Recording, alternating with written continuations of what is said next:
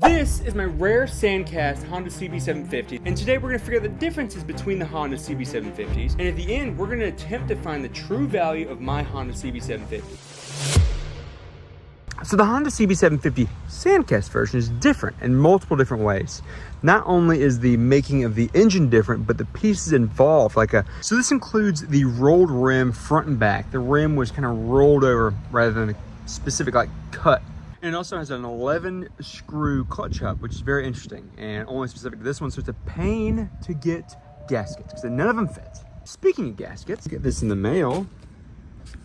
I finally got the oil gasket so I can finally finish the engine. It's the last piece I need. And so there's a lot of specific things that go to the CB750 sandcast. And the only problem is they're so expensive and they're so specific. So you can only get those, but they also increase the value, which is a good thing, but it's a bad thing for me because if you have a bike that has these pieces, then you have to hit the landmine, or hit the gold mine.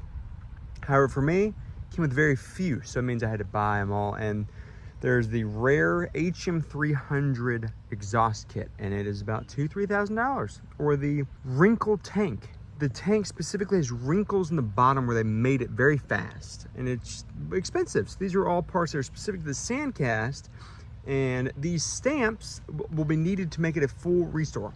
But the great thing is that when you have these pieces, the price is going to absolutely reflect. And now what you've been waiting for, and me as well, what is the worth that I can predict my motorcycle being? And let me just tell you, might not be $100,000, might not be $80,000, it might not be anywhere near that. Could be $100,000, could be $200,000. Will it be that? No. Just sounds better. Probably gets more clicks. A little clicky, a little baity. That's all right. But let me show you the hard truth and the data. And one thing I'm concerned about is motorcycles, along with everything. Yeah, there's value in them, but eventually there's some things where value and the population pool that's buying these items kind of levels off. And I hope that one day that the population buying these with the money won't go away. So that's why I kind of want to fix it, ride it, show y'all top speed, get it out. Next project. But as we start, I have compiled all of the most recent CB750 sandcasts that I've sold and try to get ones that are with the same or around the serial number that mine is. I believe serial number has something to do with the value. Mine is 496. They made like 7,414 of these, so I would just think that since it's such a low one, 3 digits, and I just have the information to back that up too.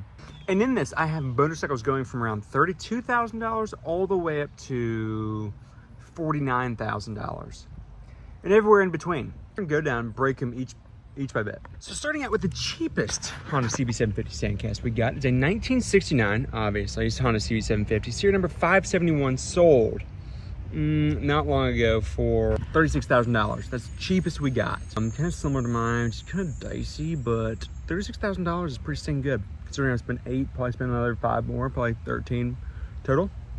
So $36,000 is where we're starting. It's first ballpark, also the cheapest we got. This one's sold. We have this blue one here. It's a serial number 1781 for $43,400. I mean, it's a $7,000 increase. I don't know why the increase, but it just jumped up $7,000. I'm gonna look into it. Here's one for 34,000 pounds, 35,000 pounds, I believe that is. So that should be, anywhere from $37,000 to $40,000. So right now we're jumping between the $32,000, $35,000, $36,000 average mark. That one's for sale, hadn't sold yet. There's of course, a motorcycle broker saying that the investment map is, skyrocketing. It'll probably be next year around $60,000, but that's what they all say. They always want their product to be always going to value, make you want to buy it. So this one right here, $3,000, sold for $41,000. It's pretty good. Snippet from a magazine, $50,000 for an early VIN sandcast. Mine's early VIN, $50,000, yet to be found. So I don't know, this guy's over here spreading false information. The CR750 style, okay, 73, serial number 259. We can get this one out. Everything's different on it. Front fork's different, tires different, rims are different, everything's different. So wouldn't call that one a competitor. Comp 25 sold for $40,000. But these are all in bring a trailer, so obviously the prices are gonna be inflated a little bit.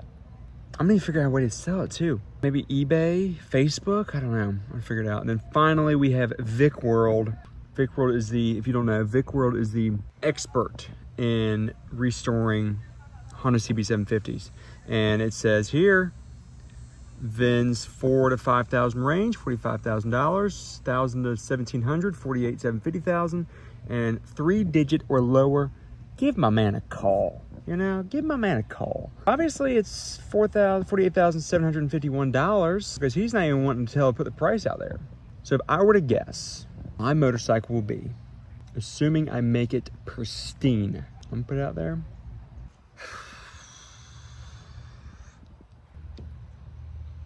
God, it just feels wrong to say it. It definitely, $100,000 doesn't feel as wrong to say because I know it's so wrong.